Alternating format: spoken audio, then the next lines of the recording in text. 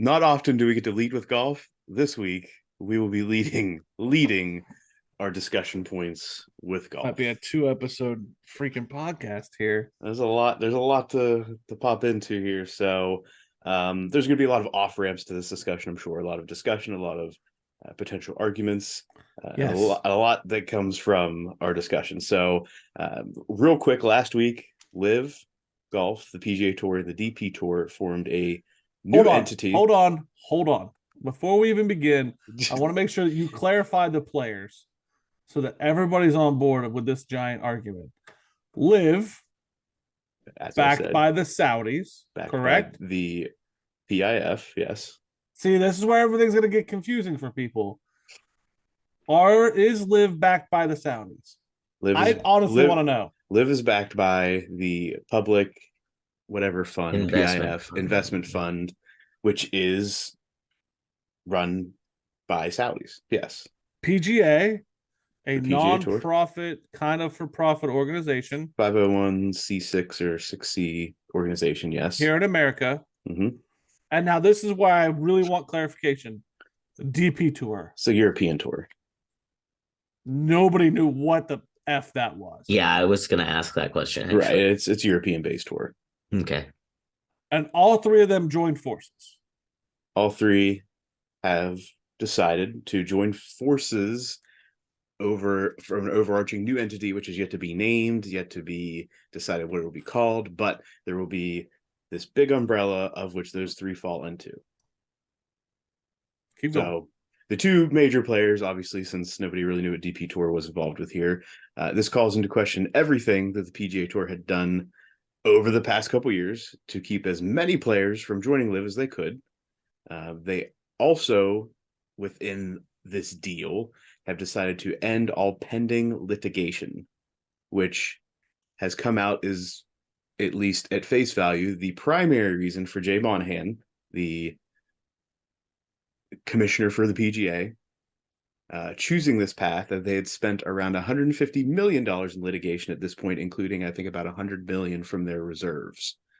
So they were draining money. They were just nose open. To be clear, yes, the PGA was suing Live for some things. We can dive into it for some things. It all had to do with players leaving and everything. Live was suing them. So there were suits and countersuits between the two. We could dive into that, but we don't have enough time in the podcast. So, and the issue was PGA was draining their piggy bank, and Live, their piggy bank was like Fort Knox. They weren't going to drain. Correct. Okay. There was some hope, but there was no light at the end of the tunnel because DP Tour had recently settled litigation, or at least had won some litigation against Live. But I don't think that DP was they were not the gem that Liv was trying to get a hold of there. Right. They were just like, we'll let you guys go. You're not really going to be battling us in the future if we take down the PGA. Right. So initial thoughts. All of this comes out. We had some thoughts that day. We got into some deeper discussion, but initial thoughts whenever all of this came out. We'll start with Jim, since I know he has at least a solidified opinion here. Well, we put a nice groundwork there for the listener. I think that we also need to state a couple of things. That the PGA had set a mass campaign using 9/11 families and really besmirching Live as, hey, they're taking Saudi money. They had used Roy McIlroy as the poster child, their Captain America, which is odd because he's not American. Roy McIlroy played, but and they were really attacking Liv and making them the bastards of the story. And then this agreement that was made, Jay Monahan and a couple executives did it in secret, and it was done in the 11 and a half hour with none of the golfers' input. And it was just, we're now a team, and then revealed.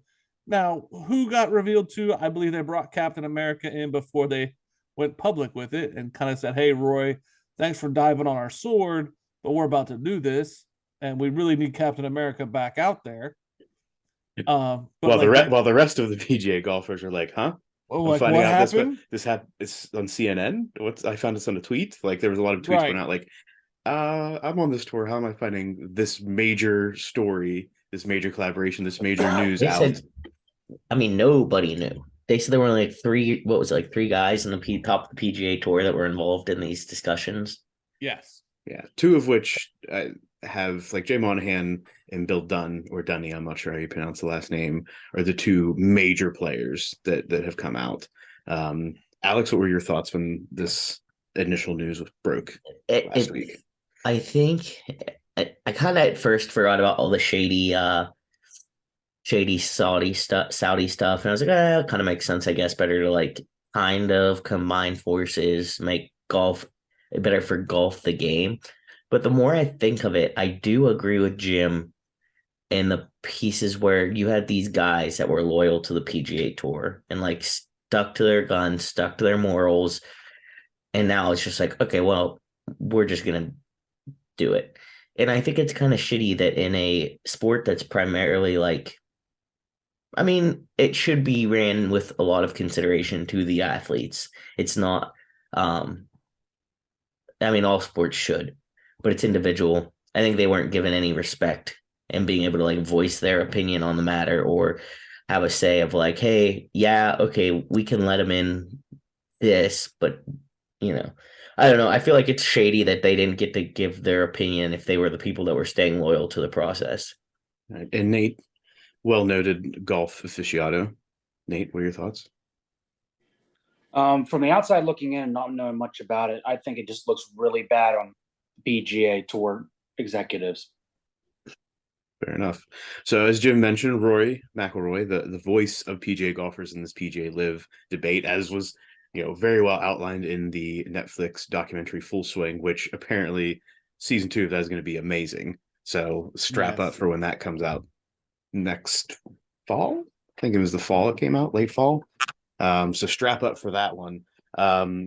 Seemed to step back on some of his original comments now, given I think he was he was plotting out the storylines or the talking points he was given by the PGA in the past, but he went as far to say in his most recent interview that he was always against Live Golf, not necessarily against the Public Investment Fund, the PIF, which is the Saudi-backed money. Did he say that directly? Because I never heard that. Yeah, he said, "I hate Live Golf," but he never said this had nothing to do with the Saudi money. That was the illusion that he gave was, I've always said I hate Live Golf. I haven't necessarily said that I hated everything else, like all of the things associated with this. So I hate Live Golf. Okay. So it was like I'm going to, go micro on this and not address the macro. Gotcha. That's which, I mean, he's Captain America. He's gonna go out there and do what he's got to do. I don't think we can call him Captain America. I'm gonna for right now. So McIlroy, John Rahm, Tiger Woods, Hideki Matsuyama, Will Zalatoris, among others, all allegedly turned down hundreds of $1 billion from Live, and now are sitting there as their peers who took the money will be able to apply for reinstatement as early as 2024. Well, let's hold on a second. This is where it gets sticky for me. Okay. Okay. So none of this comes into play until the 2024 season, and then Live golfers are able to reapply to be back on the PGA Tour. Nobody has said what that looks like yet. Right. If there's going to be any penalty to it, they just said you can reapply starting in the 2024 season. So let's just go, let's take this layered cake for a second. Mm-hmm. I understand that Liv could drain them with money and probably would have. That was how it was going to work. And I understand the premise of, okay, if we can't beat them, join them because we want to continue to exist. Right. And you're going to catch blowback because of the approach you took bastardizing them for the Saudi money. Right. I get it. Okay.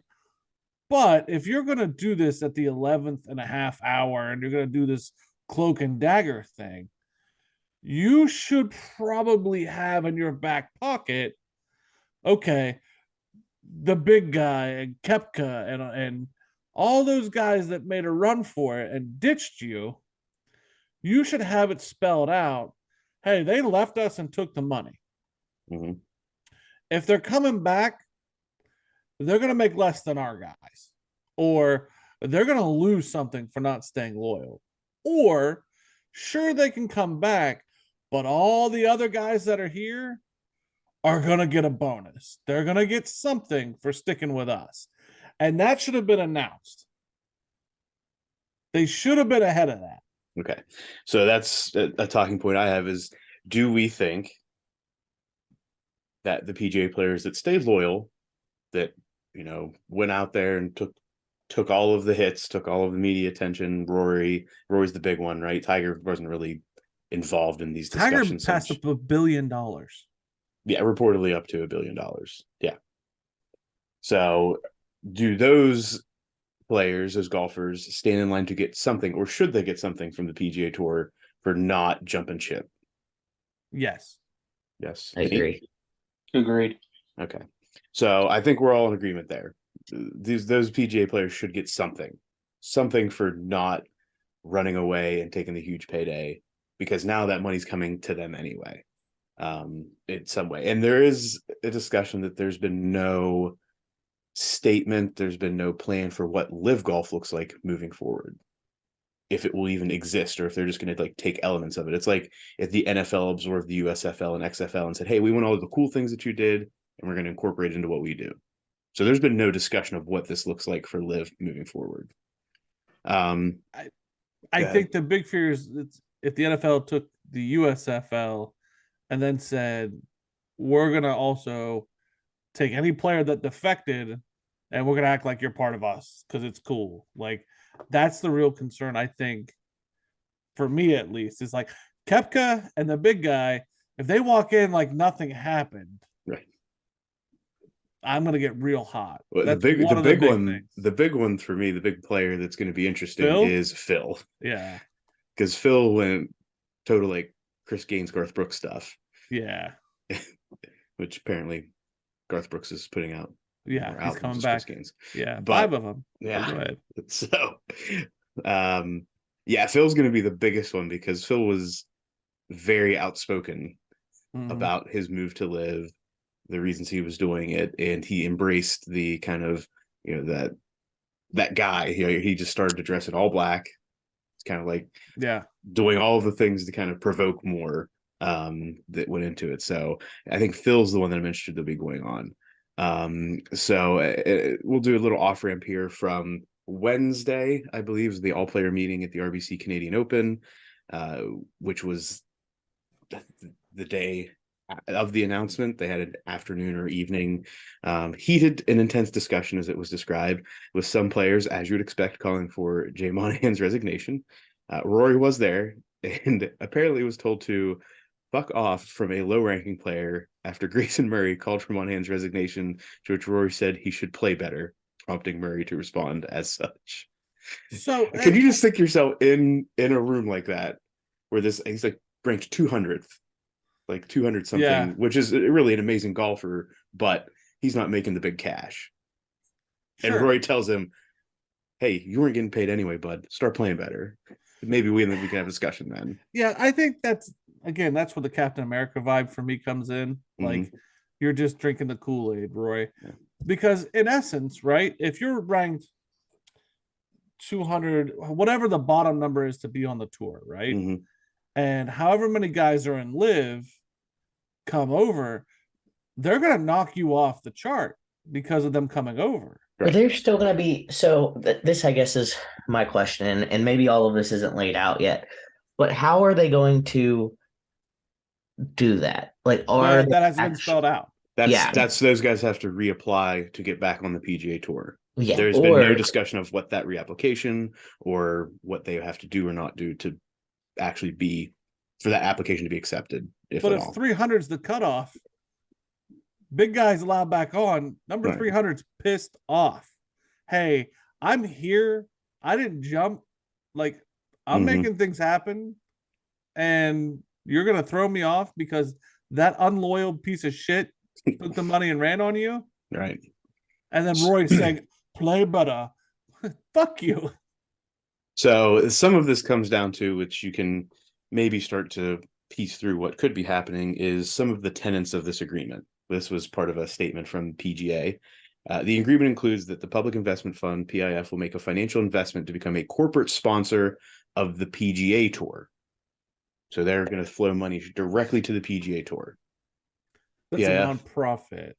Right, this is I'm not Right. This is where I get I'm not screwed up. I'm not enough of that type of mind Right. to know how this is going to play out. PIF will also make an additional financial investment in this new entity to build the new commercial business in collaboration with the PGA Tour. So there's going to That's a be some, nonprofit. but this new entity, it's for profit.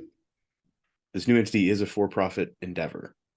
You see where the tax issues for me are? Yeah. PIF is also committed to significantly financially support towards causes that positively impact the game of golf on a global basis. So pretty much Gives them their nonprofit status.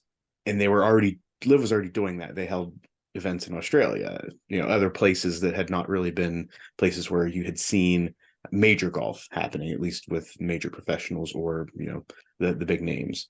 Jay Monahan, this is where everything gets to like, now we understand what happened and why things went down the way they did. Jay Monahan is slated to be the new CEO of this for-profit entity, whatever it will be called. And he also brought along Jimmy Dunn or Dunny, I'm not sure how to pronounce it, who was one of his board members on the PGA. Who initiated the talks with Liv. And Behind this everyone's all back. comes full circle, not full circle, but kind of this hypocritical situation here, is that Dunn is someone who allegedly, again, was a huge piece of all getting this done, started the conversation, and had a significant tie to people that were killed during the 9/11 attacks on the World Trade Center. Like, I think he had an office there. He did, yeah. And many people that he knew well died as part of those attacks. Yes. So the fact that he initiates it kind of looks callous, cold, again, hypocritical, but also who was pushing that 9/11 narrative initially? Was that Jay Monahan who was signing off on that? Like, hey, we're going to do this because we want to look like the good guys and make them look like the even worse guys. So it's just an interesting wrinkle in all of this that I never would have expected to come into play. Like somebody that tied that closely. And I think it speaks to how dire the straits were for the PGA and how much money talks. Yes. So additional talk about the money. We've talked about the PGA and their status as a 501c6 organization. Somebody that's smarter than all of us can figure that out.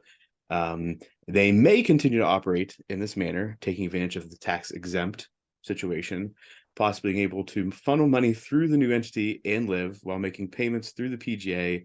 Sponsors continue to be tax exempt. There's all of this stuff, all of the money. So do we think that all of this is going to be able to operate?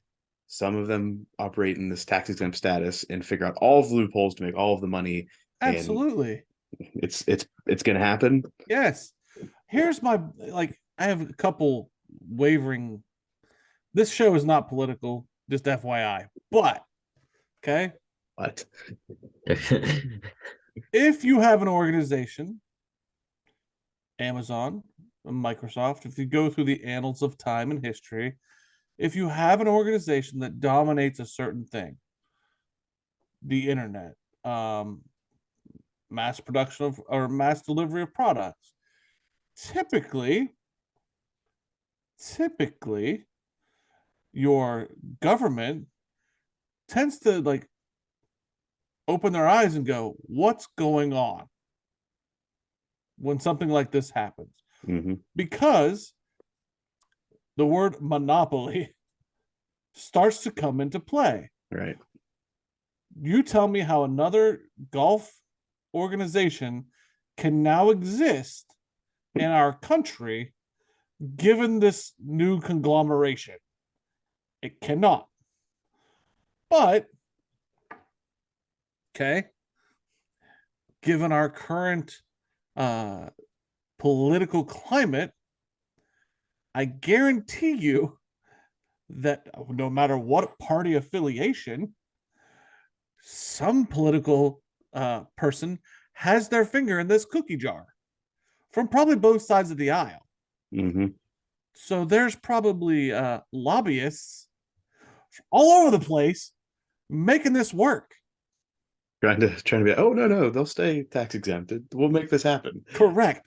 Major concern. Now, And there were also, quick off ramp, there were discussions that part of the reason that some of the litigation wanted to be ended is if we go deep into this, everybody's got to start opening up their books. correct. Correct. Now, another concern I have, and again, I'm not getting this is purely for you, golf man. One of the major golf courses for Live was owned by a certain politician, former president. Indeed. What's to say if he decides he wants to make one of his golf courses a quote unquote major or bigger than a major, with the influence now of Live into the PGA?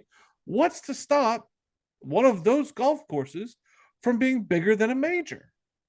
It's a question I truly want answered. There's no like, well, listen, PGA, I know that you have this great history throughout the annals of golf, but you ain't got ties to the purse strings no more. So this is interesting that you say that.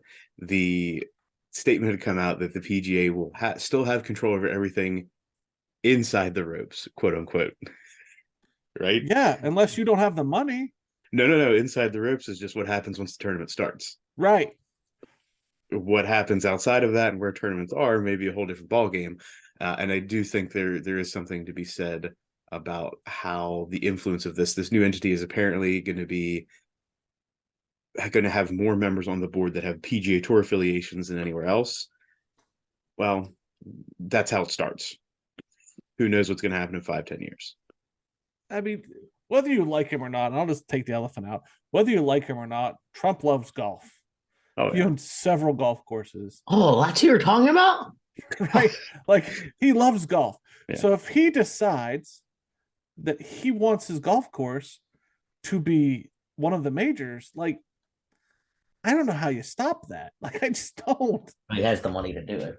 Well, he doesn't need he doesn't. Yeah, the influence. No, he has the here. influence. Yeah, he does not have the money to do that. He has the influence to get to the people with the money. Right. And so, like, while they say it's good for golf, and I think this merger is really good for golf. Golfers are going to get paid more in the long term. And I think it is bullshit that Koepka and Phil and those guys will probably make out more. And as much as I think Tiger is like, you make a lot of money, Tiger, like, you probably don't need that deal. I think it is bullshit. I think it's going to long term be probably bad for the history of golf and the pureness of golf as we go. Right. It's the money that's going to be behind what comes in the future is good for the professional, right? It's good for the person trying to earn the money. But at what cost is that going to happen? Yep.